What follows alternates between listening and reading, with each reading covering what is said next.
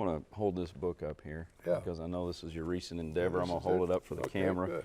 What was your thoughts on Well, I making wanted this to do, book? before I said retired, before I hit the sidelines, so to speak, I wanted to do something about the coach. Okay. I talked to young Vince about it. In fact, I went out and interviewed Vince Lombardi Jr. out in Tucson for 3 days out there. I talked to him about it. Okay. And,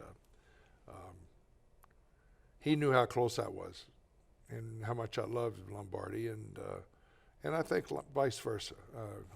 Coach liked me, and because I gave him 110%. You couldn't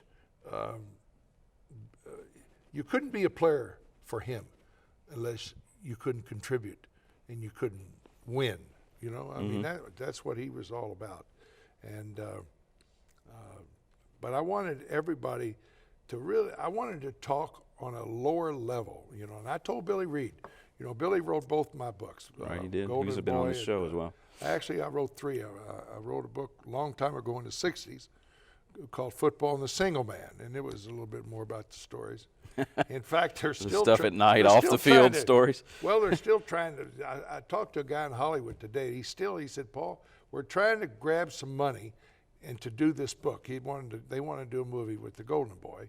And of course, he said, the problem we got, he said, is when we go into these production companies and studios today, that most of your young men are 28, 27, 25 years old that work for the studios. Hell, they don't even know who Paul Hornung is. Yeah, they wouldn't. They have really no idea. wouldn't, None.